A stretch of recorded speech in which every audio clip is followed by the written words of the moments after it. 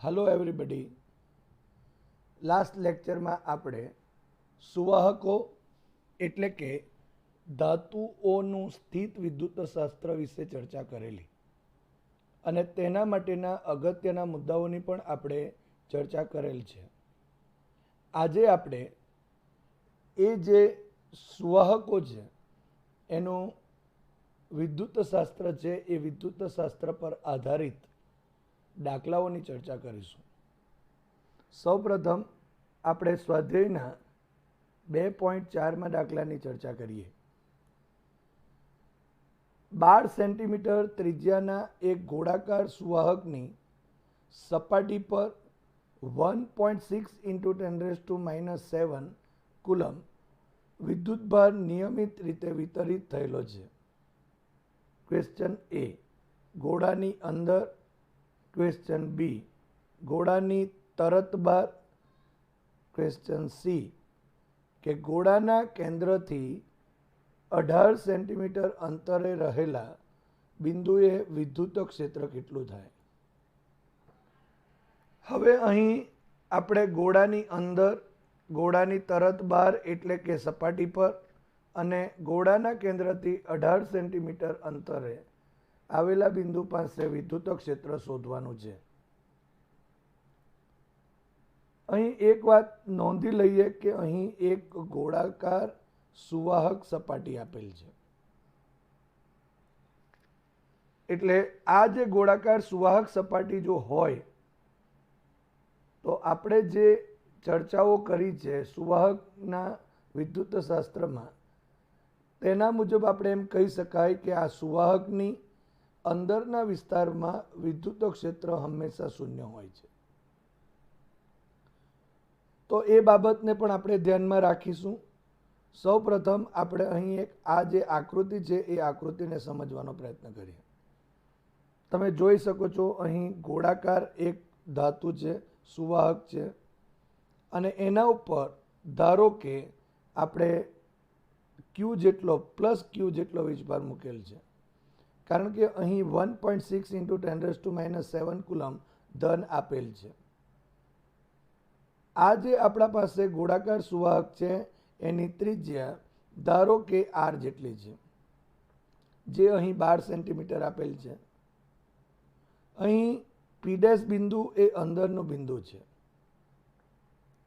અહીં સપાટી પરના પણ બિંદુઓ પાસે આપણે વિદ્યુત ક્ષેત્ર શોધવાનું છે અને અહીં O થી P અંતર એટલે કે આ અંતર 18 સેન્ટીમીટર અંતરે બિંદુ P પાસે પણ વિદ્યુત ક્ષેત્ર શોધવાનું છે।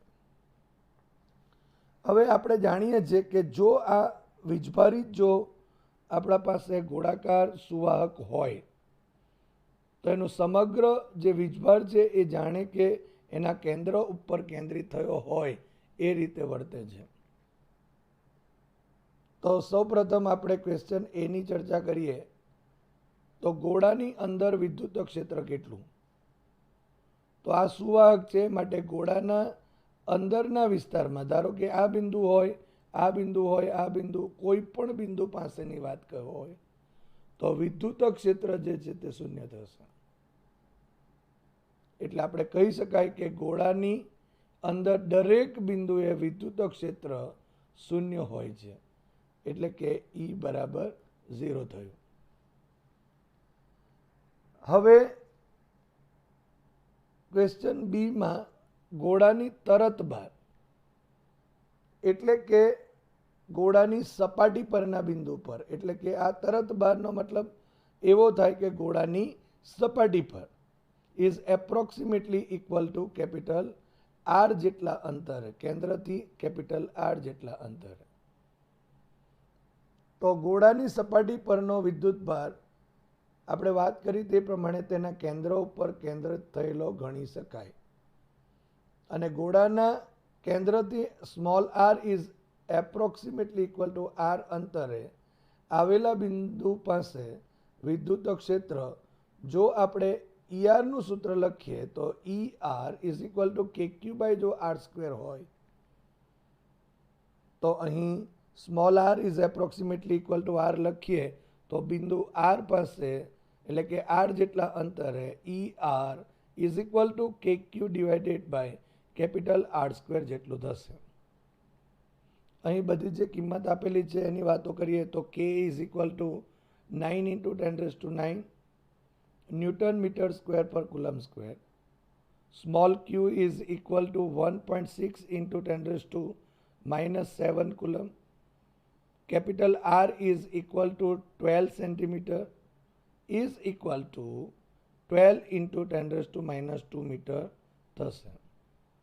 અને સ્મોલ આર જે બહારનું બિંદુ છે એ 18 સેન્ટીમીટર આપેલું છે, is equal to 18 into 10⁻² metre જેટલું થશે. હવે અહીં કે સ્મોલ ક્યુ અને કેપિટલ આર સ્ક્વેરની કિંમત એડ કરતા 9 into 10⁹ into 1.6 into 10⁻⁷ divided by 12 into 10⁻² whole square. અહીં તમે જોઈ શકો છો, જો 10⁻² હોલ સ્ક્વેર કરીશું તો 10⁻⁴ થશે, અને એને અંશમાં લઈ જઈએ તો 9 અને આ 4 એટલે 13 થયા, અને રેઝ ટુ 10⁻⁷ છે, માટે આપણે 10⁶ લખી શકાશે. અહીં 9 into 1.6 divided by 12 whole square કરીએ તો અહીં આન્સર આવે છે 0.1. માટે ER is equal to 0.1 into 10⁶. માટે ER is equal to 10⁵ newton per coulomb જેટલું થશે. તો આ થયો ક્વેશ્ચન નંબર જે બી છે એનો આન્સર. હવે આપણે ગોળાના કેન્દ્રથી R is equal to 18 centimetre અંતરે રહેલા બિંદુ માટે વિદ્યુત ક્ષેત્ર શોધીએ. હવે ગોળાના કેન્દ્રથી small R is equal to 18 centimetre અંતરે આવેલા બિંદુએ વિદ્યુત ક્ષેત્ર ER is equal to KQ divided by r square. અહીં small R is equal to 18 centimetre is equal to 18 into 10⁻² metre. માટે આ બધી જે કિંમતો છે એ કિંમતો અહીં મૂકતા 9 into 10⁹ into 1.6 into 10⁻⁷ divided by 18 into 10⁻² whole square. અહીં પણ તમે જોઈ શકો છો કે આ 10⁻² હોલ સ્ક્વેર કરીએ તો -4 થશે, અને આ 9 છે, એટલા માટે 9 ને 4 13 થયા, અને -7, સો અહીં 10⁶ લખાશે. અહીં 9 ઇન્ટુ 1.6 ડિવાઇડેડ બાય આ 18 હોલ સ્ક્વેર કરીશું તો 0.04444 આવશે. માટે ER is equal two 0.04444 into 10⁶ થશે. માટે ER is equal two 4.444 into 10⁴ newton per coulomb લખી શકાય. તો આ જે આપણા પાસે આવે છે એ અહીં ગોળાના કેન્દ્રથી 18 સેન્ટીમીટર અંતરે આવેલા બિંદુએ વિદ્યુત ક્ષેત્ર છે.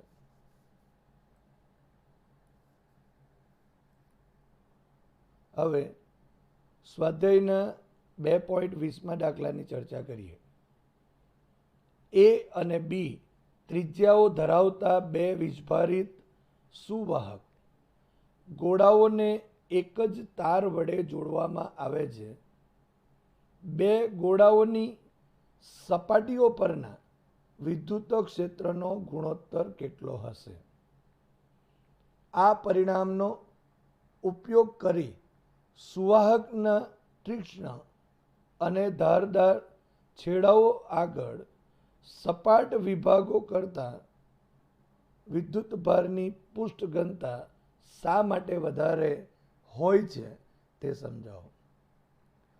તો સૌપ્રથમ આપણે આપેલ જે બે એ અને બી ત્રિજ્યાના જે વીજભારિત સુવાહક જે ગોળાઓ છે એ ગોળાઓને એક વાહક તારથી જોડવામાં આવેલ છે.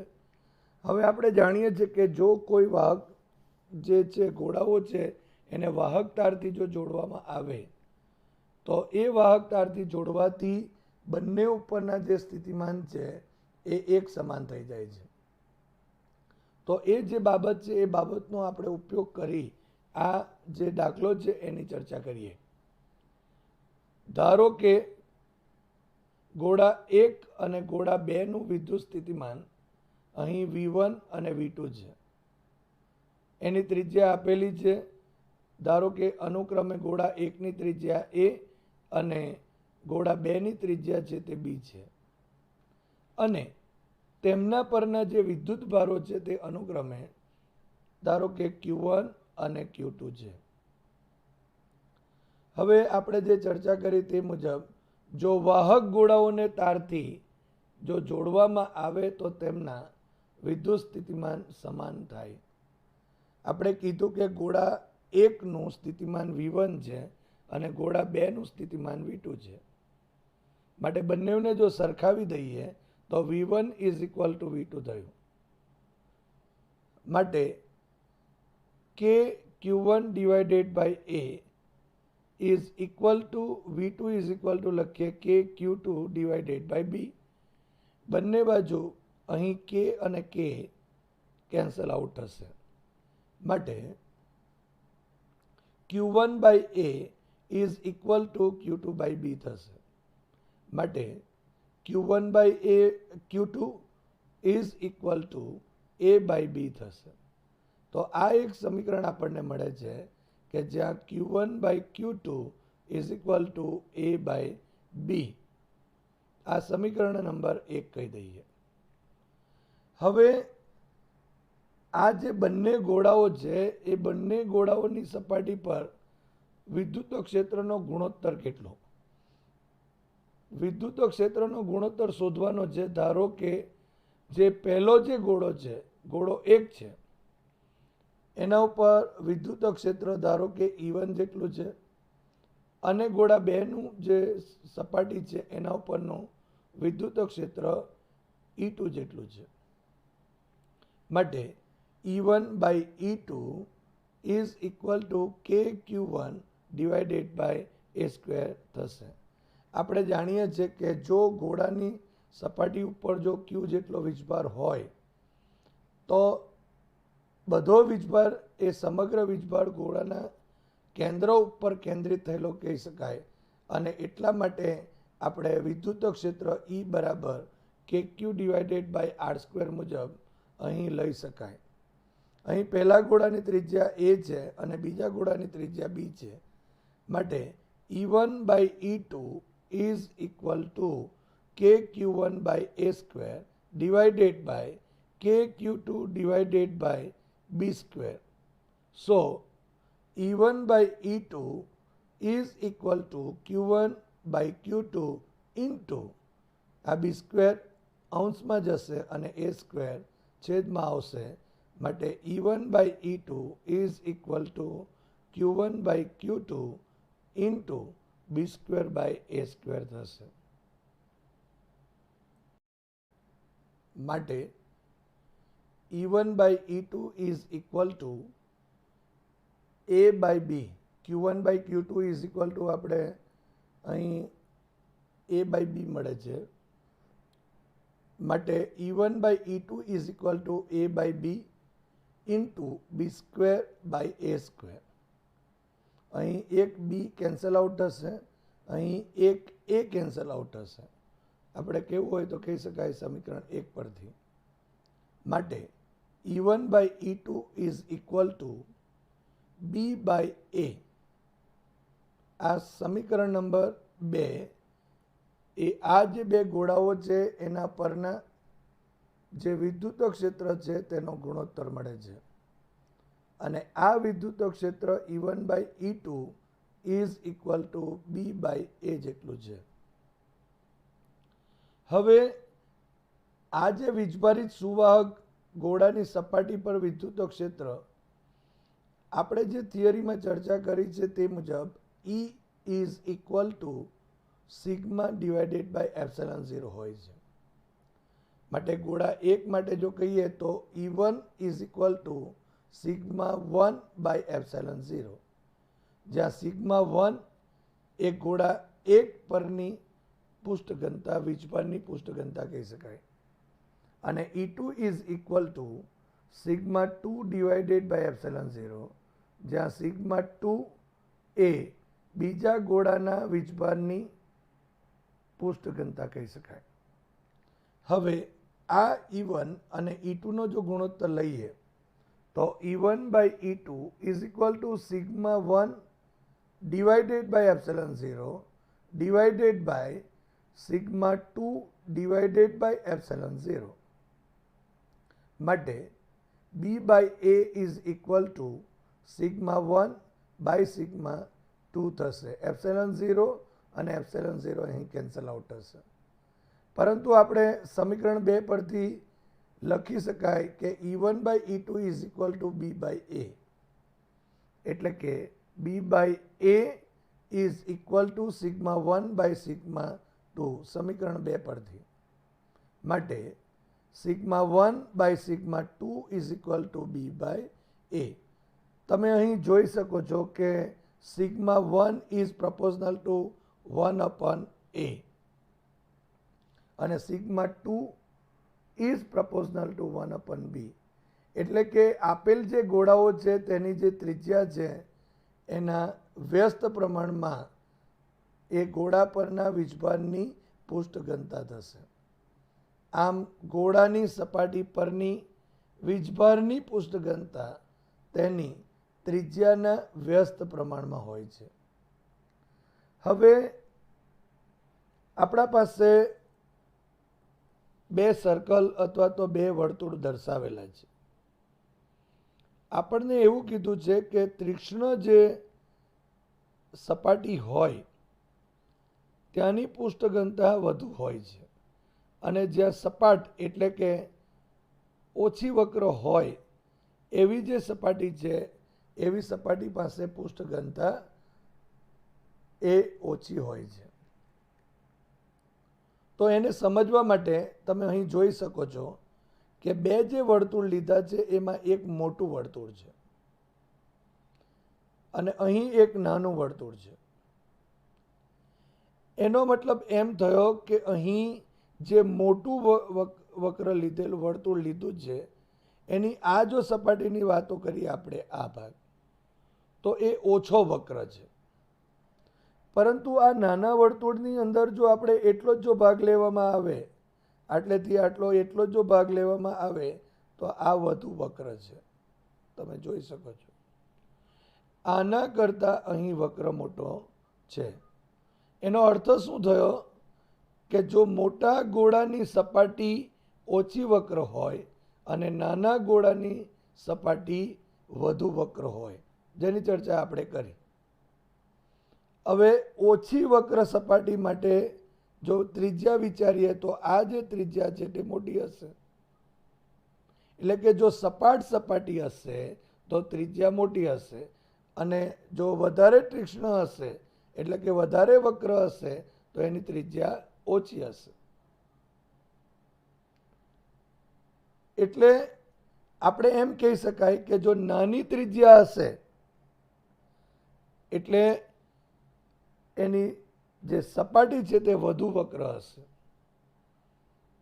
અને જો વધુ વક્ર સપાટી હોય તો ત્યાંની જે વીજભારની પૃષ્ઠ ઘનતા પણ વધારે હશે.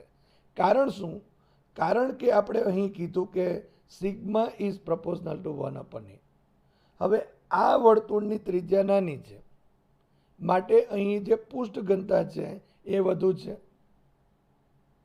અહીં આ જે આપણા પાસે સપાટી છે તો એની પૃષ્ઠ ઘનતા કેવી થશે? ઓછી થશે, કારણ કે અહીં ત્રિજ્યા કેવી છે? વધુ છે. માટે જો નાની ત્રિજ્યા હોય તો સપાટી વધુ વક્ર હશે. જો વધુ વક્ર સપાટી હશે તો ત્રિજ્યા નાની કહેવાય. એટલે કે ત્રિજ્યા અને પૃષ્ઠ ઘનતા એકબીજાના વ્યસ્ત પ્રમાણમાં હોવાથી અહીં સપાટી કરતાં જે તીક્ષ્ણ કે ધારદાર અથવા વધુ વક્ર સપાટી પાસે પૃષ્ઠ ઘનતા વધારે હોય છે. હવે સ્વાધ્યાયના 2.15માં દાખલાની ચર્ચા કરીએ. અંદરની ત્રિજ્યા R1 અને બહારની ત્રિજ્યા R2 ધરાવતા એક ગોળાકાર સુવાહક કવચ પરનો વિદ્યુત ભાર કેપિટલ Q છે. ક્વેશ્ચન એ, કવચના કેન્દ્ર પર વિદ્યુત ભાર Q મૂકવામાં આવે છે. કવચની અંદરની અને બહારની સપાટીઓ પર વિદ્યુત ભારની પૃષ્ઠ ઘનતા કેટલી હશે?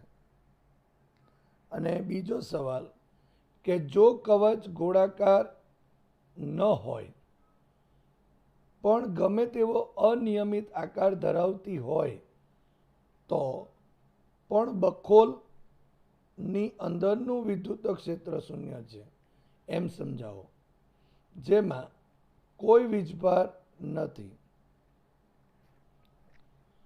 તો સૌપ્રથમ આપણે આકૃતિને સમજીએ.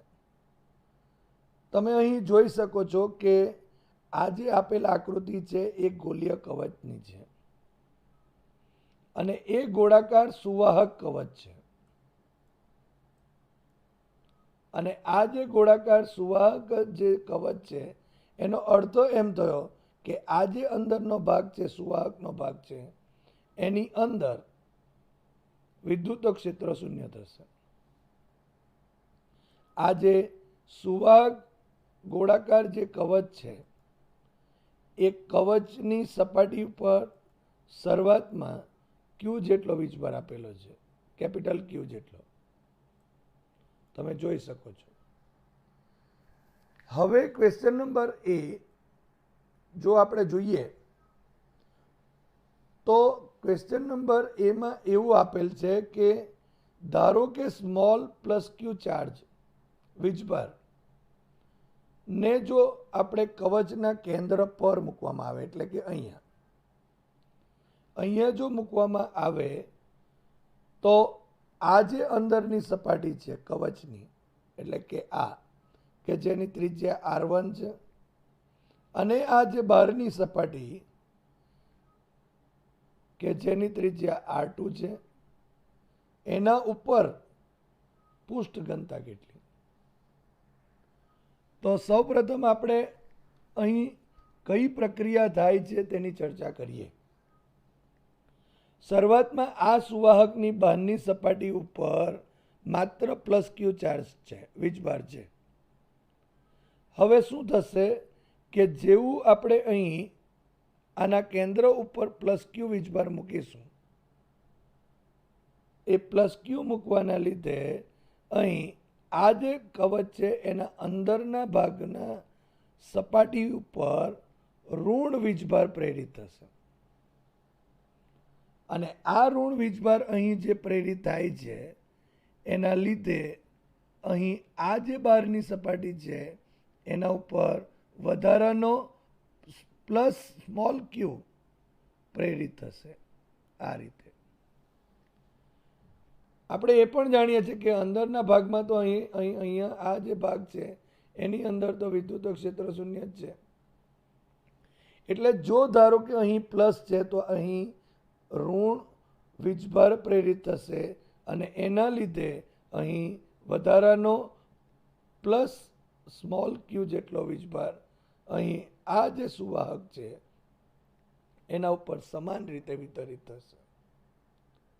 અને એટલા માટે આ ગોળાની જે બહારની સપાટી છે એટલે કે ગોળાકાર કવચની ત્યાં ટોટલ વીજભાર કુલ વીજભાર પ્લસ ક્યુ પ્લસ સ્મોલ ક્યુ થશે. અને અંદરની જે આ સપાટી છે આ કવચની અંદરની સપાટી છે એના ઉપર ઋણ વીજભાર આના જેટલો જ હશે પ્લસ ક્યુ જેટલો જ, પરંતુ અહીં માઇનસ ક્યુ જેટલો વીજભાર પ્રેરિત થશે. ધારો કે આ પ્લસ ક્યુને બદલે જો માઇનસ ક્યુ અહીં મૂકવામાં આવે તો માઇનસ ક્યુ મૂકવાથી આ સપાટી ઉપર ધન વીજભાર પ્રેરિત થશે, એક દાખલા તરીકે.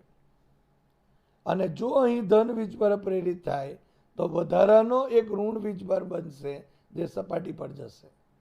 અને તેવી સ્થિતિની અંદર અહીં પ્લસ ક્યુ માઇનસ ક્યુ થશે.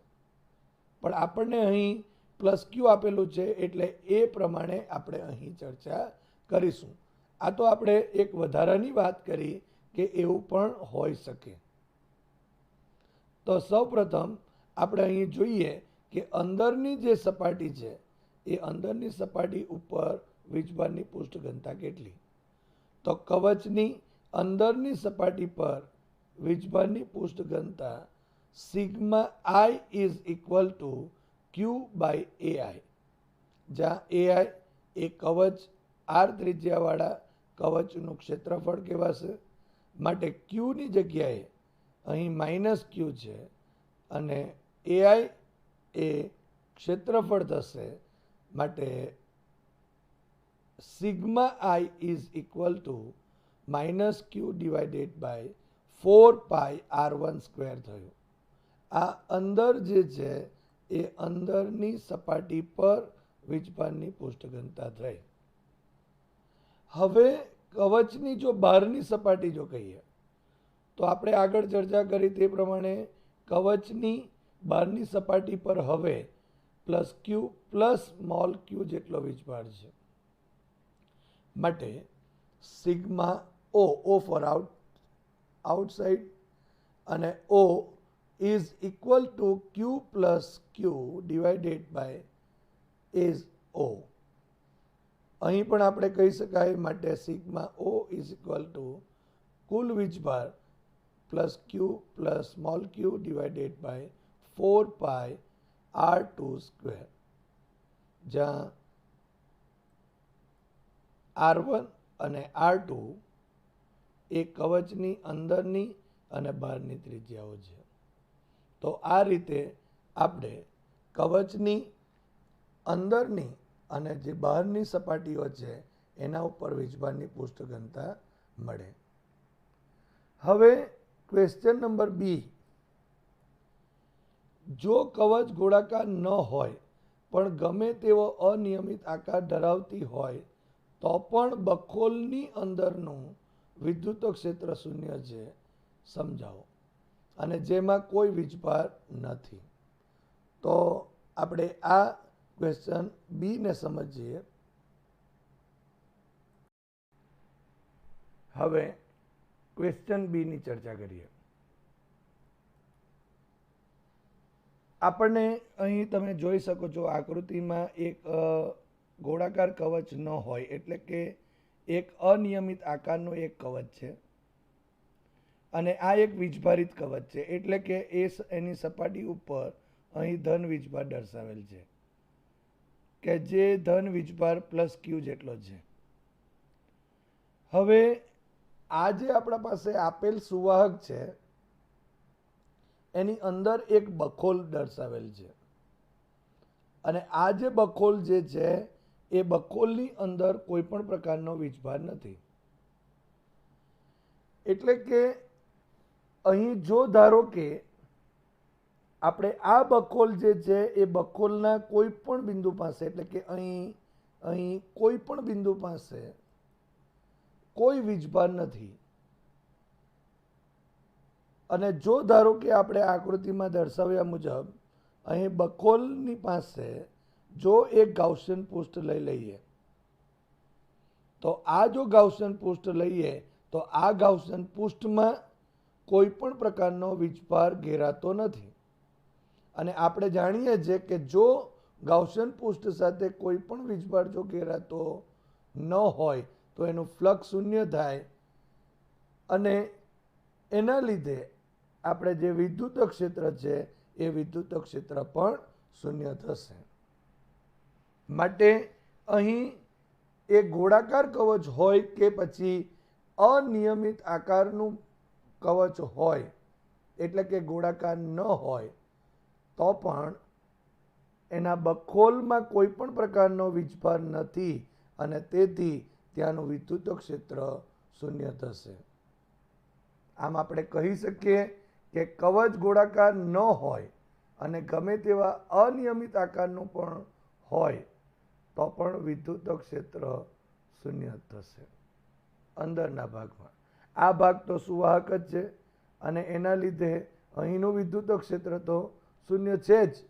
આપણે જે પ્રમાણે સુવાહકની જે થિયરમ્સમાં વાતો કરી છે તે પ્રમાણે ધારો કે અહીં બિંદુ લઈએ અને એને ઘેરતું કોઈ એક ગાઉસિયન પૃષ્ઠ લઈ લઈએ તો અહીં વિદ્યુત ક્ષેત્ર અહીં પણ શૂન્ય થશે. એનો મતલબ કે આ સુવાહક જે કવચ છે એ સુવાહક કવચના અંદરના વિસ્તારમાં વીજભાર પણ શૂન્ય અને વિદ્યુત ક્ષેત્ર પણ શૂન્ય થશે. હવે સ્વાધ્યાય 2.16 ની ચર્ચા કરીશું.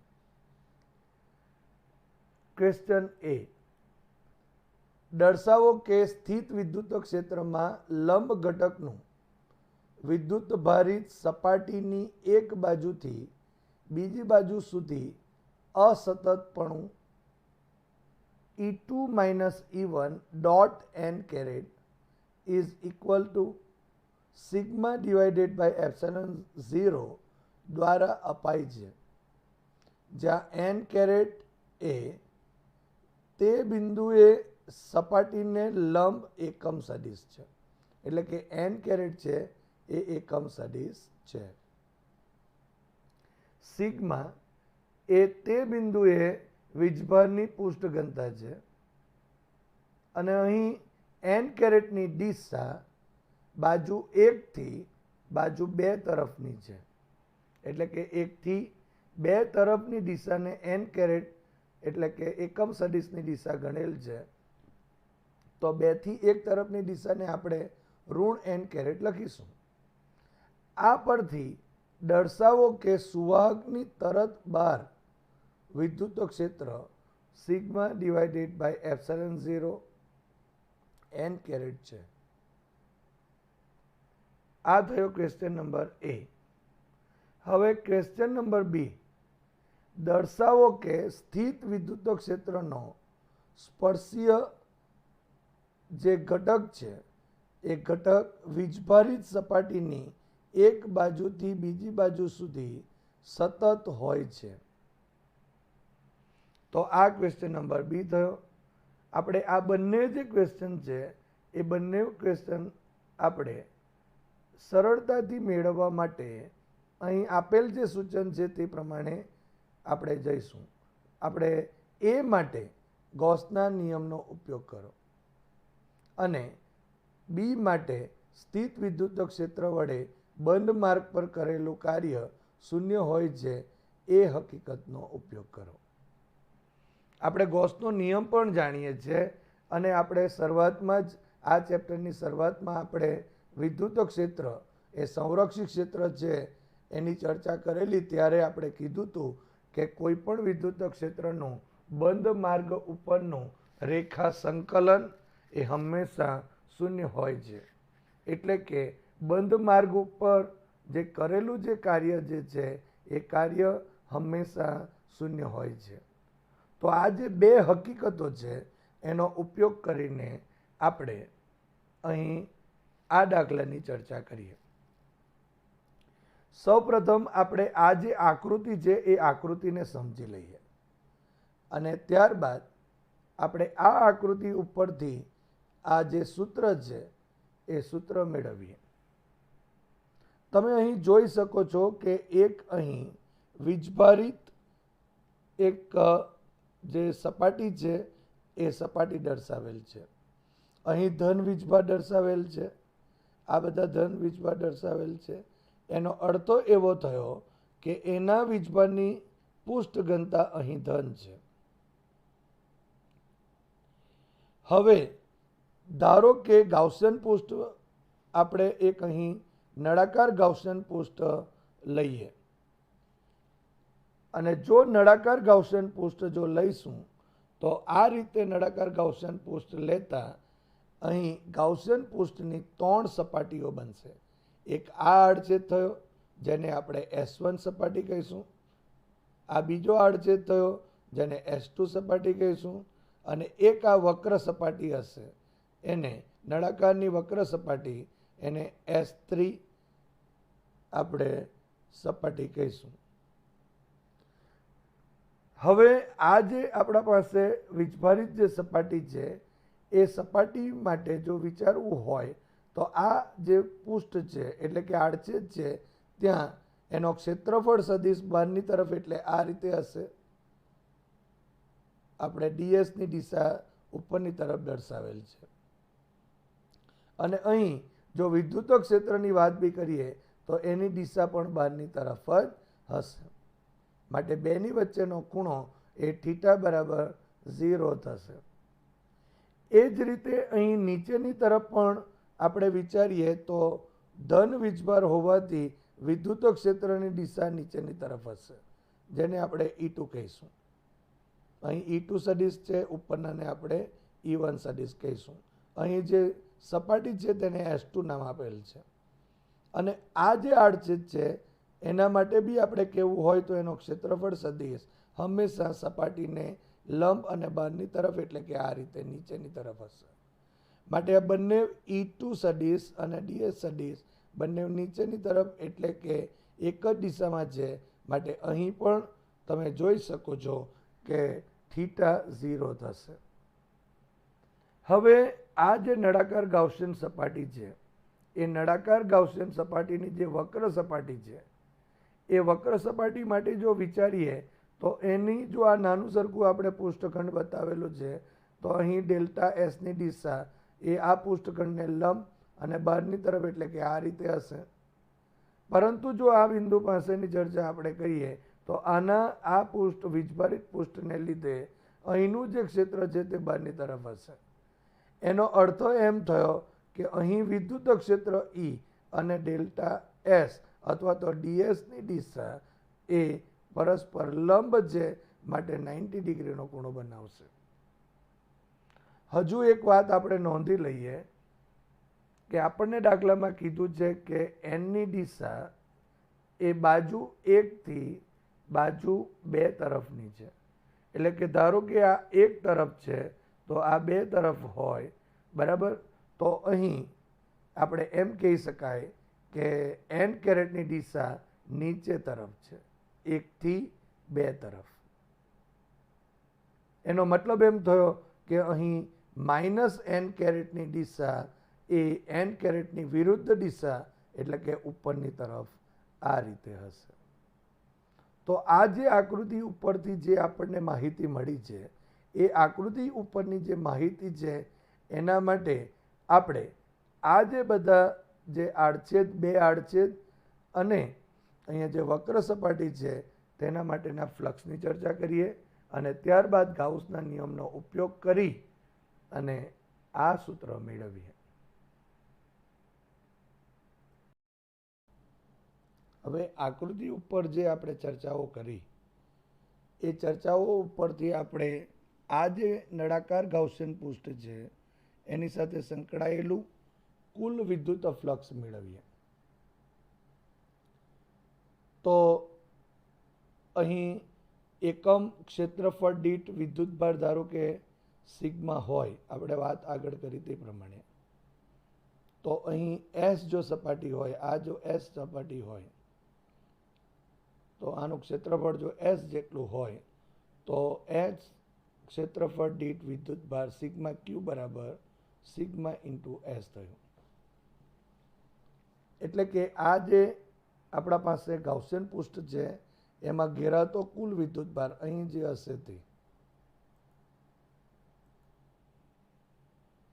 એ કુલ વિદ્યુતભાર સિગ્મા ઇન્ટુ એસ થયો. હવે આ જે S1 છે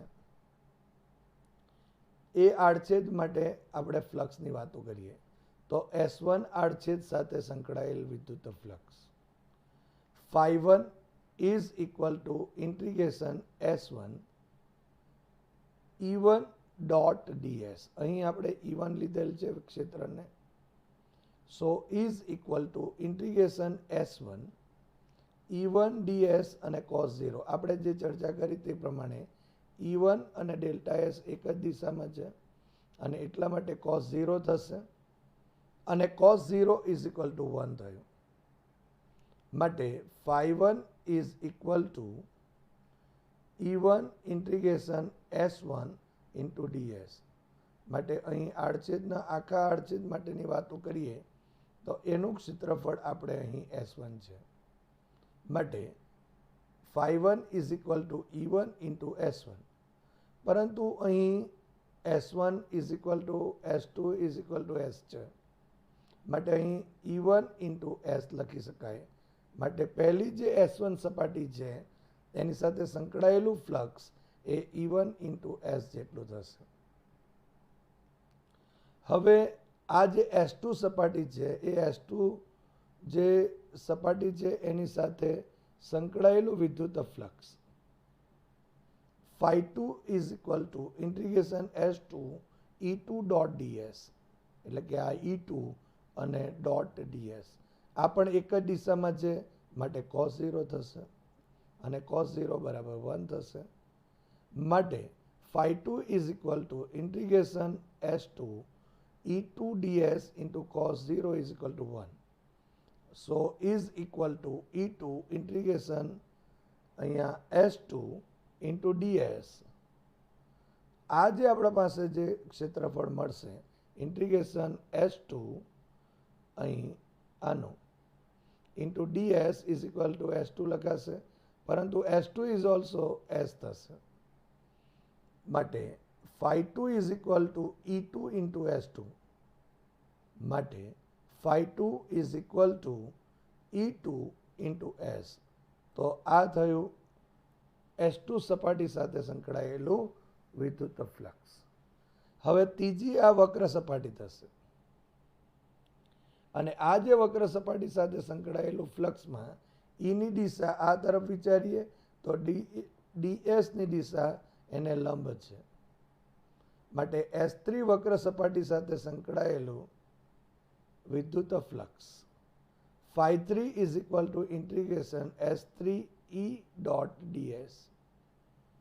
So is equal to S3 E ds અને cos 90. પણ આપણે જાણીએ છીએ કે cos 90 is equal to 0 થશે. માટે અહીં S3 વક્ર સપાટી સાથે સંકળાયેલું જે વિદ્યુત ફ્લક્સ એ શૂન્ય થશે.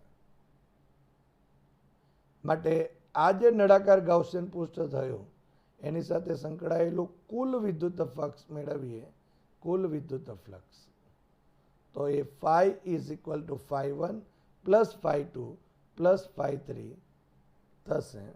સો is equal to બધાની કિંમત લખી દઈએ.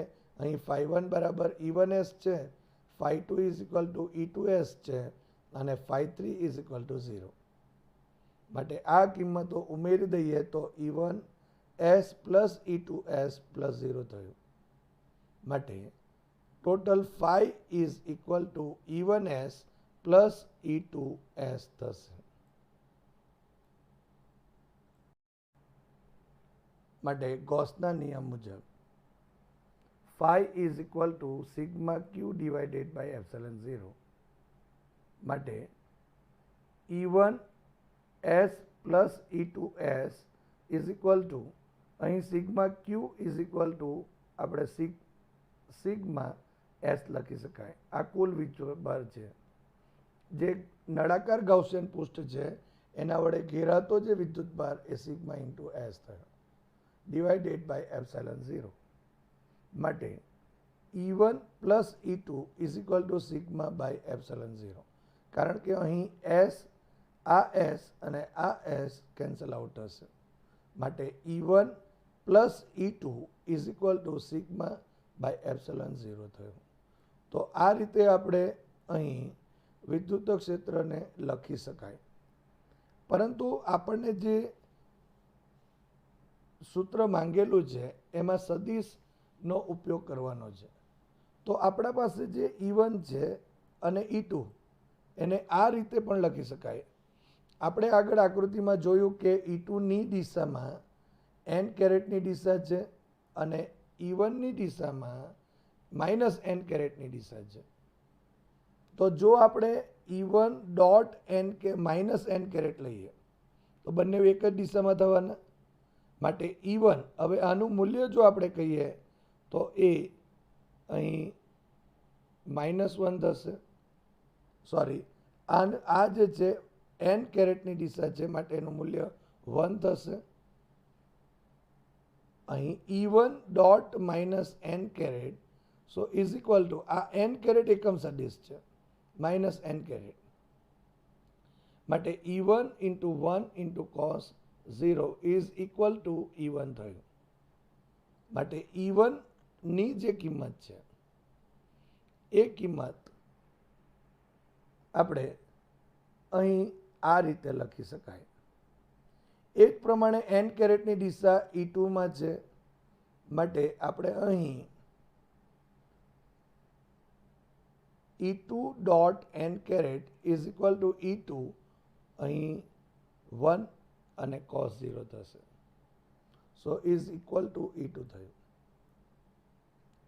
માટે E1 ને બદલે E1 સદિશ minus dot minus n caret plus E2 સદિશ dot n caret is equal to sigma divided by epsilon 0. અહીં માઇનસ n કેરેટ એ E1ની દિશામાંનો એકમ સદિશ છે માટે આને આપણે 1 લીધેલ છે. આનું મૂલ્ય 1 લીધેલ છે.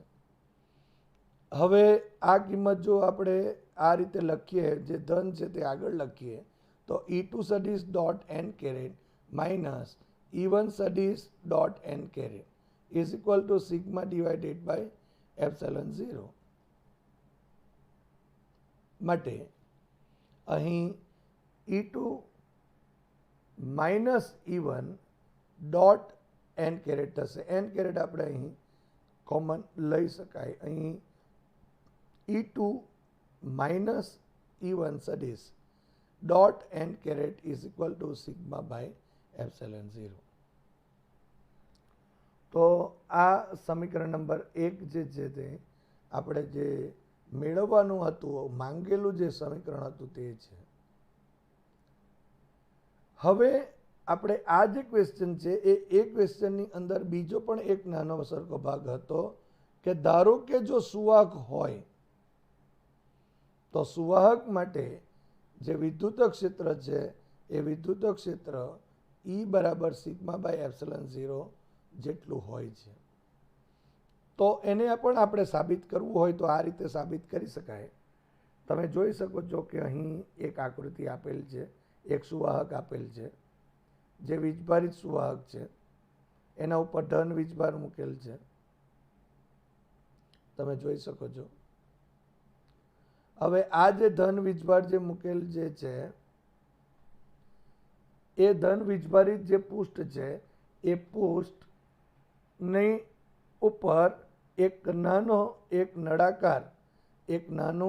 નળાકાર જે છે એ ગાઉસિયન પૃષ્ઠ લીધેલ છે. હવે આપણે જાણીએ છીએ કે જે સુવાહક જે છે એ સુવાહકના અંદરના વિસ્તારમાં તો વિદ્યુત ક્ષેત્ર શૂન્ય જ હોય છે. હવે આ જે ગાઉસિયન પૃષ્ઠ છે એ અંદરના વિસ્તારમાં અડધું છે અને અડધું બહારના વિસ્તારમાં છે. આની પણ 3 સપાટીઓ છે, પરંતુ અહીં આ વક્ર સપાટીના લીધે તો ફ્લક્સ 0 થઈ જશે. અને બીજું કે આ જે આપણા પાસે જે સપાટી છે એ સપાટી અંદરનો જે ભાગ છે, અંદરની સપાટી, અંદરના વિસ્તારમાં વિદ્યુત ક્ષેત્ર શૂન્ય છે. અને આ જે બહારની જે સપાટી છે, અહીં આપણે જો ધારો કે વિદ્યુત ક્ષેત્ર E2 લખીએ, અહીં અંદરના વિસ્તારમાં જો E1 લખીએ, તો આ જે આપણે મેળવેલ સમીકરણ છે એનો ઉપયોગ કરીને આપણે અહીં સુવાહક જે વીજભારિત સુવાહક જે છે, બરાબર, એનાનું જે સૂત્ર છે, એનું જે વિદ્યુત ક્ષેત્રનું સમીકરણ છે એ મેળવી શકાય.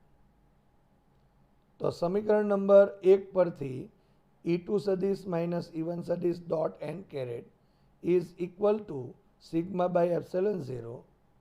હવે અંદરના વિસ્તારમાં તો વિદ્યુત ક્ષેત્ર શૂન્ય છે, એટલે કે E1 ઇઝ ઇક્વલ ટુ 0.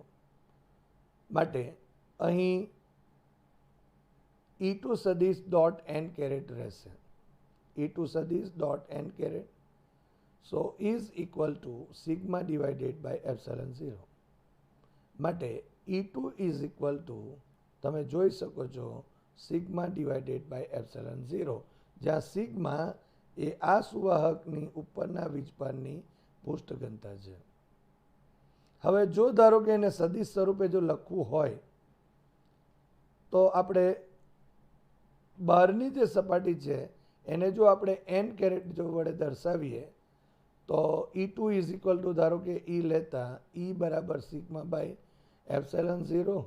માટે અહીં આપણે લખી શકીએ કે સદિશ E બરાબર sigma by epsilon 0 into n caret થયું, જ્યાં n કેરેટ એ આ ઈની દિશામાંનો, આ તરફ ઈની દિશામાંનો એકમ સદિશ થશે.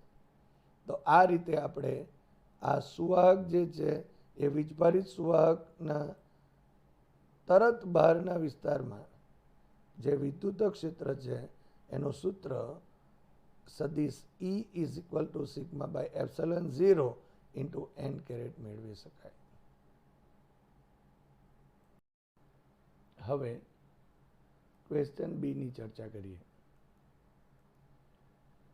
દર્શાવો કે સ્થિત વિદ્યુત ક્ષેત્રનો સ્પર્શીય ઘટક વીજભારિત સપાટીની એક બાજુથી બીજી બાજુ સુધી સતત હોય છે.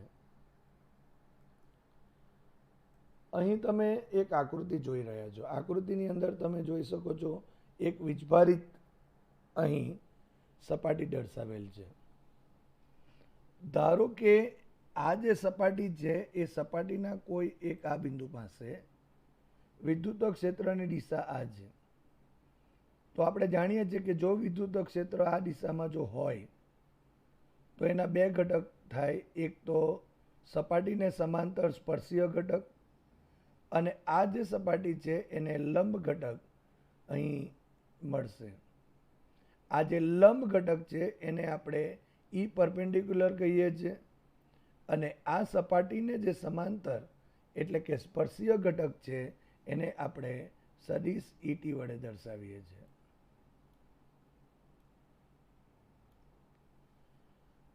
હવે આ જે આપણા પાસે જે સમાંતર જે ઘટક જે છે એ સપાટીને સમાંતર દરેક બિંદુ પાસે આ જ રીતે જો વિચારીશું તો દરેક બિંદુ પાસે સ્પર્શીય ઘટક હંમેશા એ સપાટીને સમાંતર જ હશે.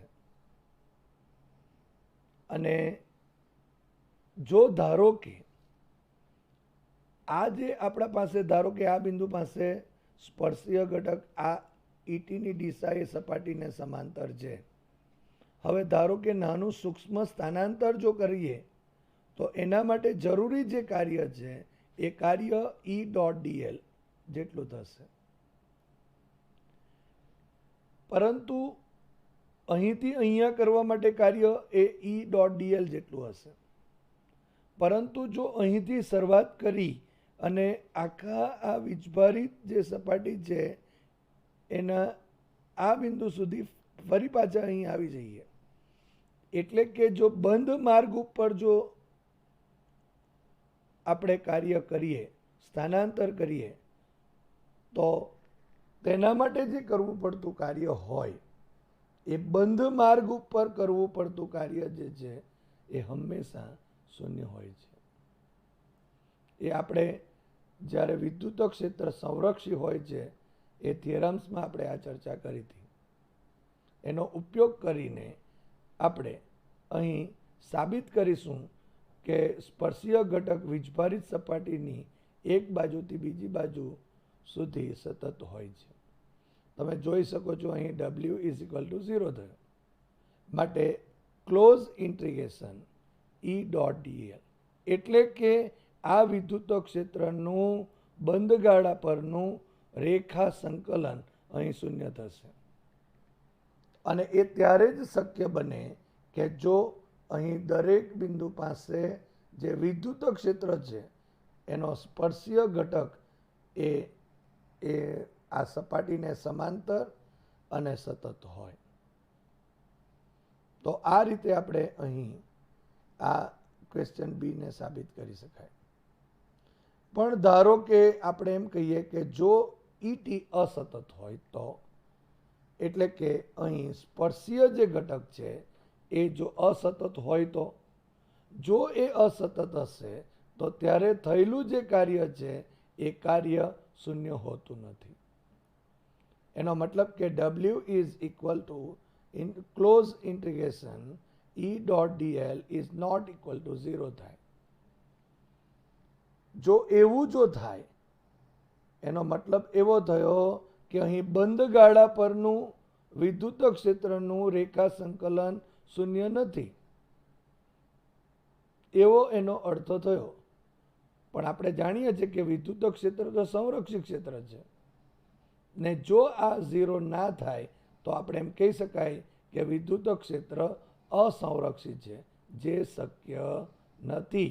કારણ કે આપણે જાણીએ છીએ કે વિદ્યુત ક્ષેત્ર એક સંરક્ષિત ક્ષેત્ર છે. માટે ઈટી અસતત હોઈ શકે નહીં. માટે જ આપણે એમ કહી શકાય કે અહીં જે વીજભારિત જે સપાટી છે એ સપાટી ઉપર વિદ્યુત ક્ષેત્રનો જે સ્પર્શીય ઘટક એ વીજભારિત સપાટીની એક બાજુથી બીજી બાજુ સુધી કેવો હોય છે? સતત હોય છે. તો આ રીતે આપણે અહીં આ વિધાનને સાબિત કરી શકાય.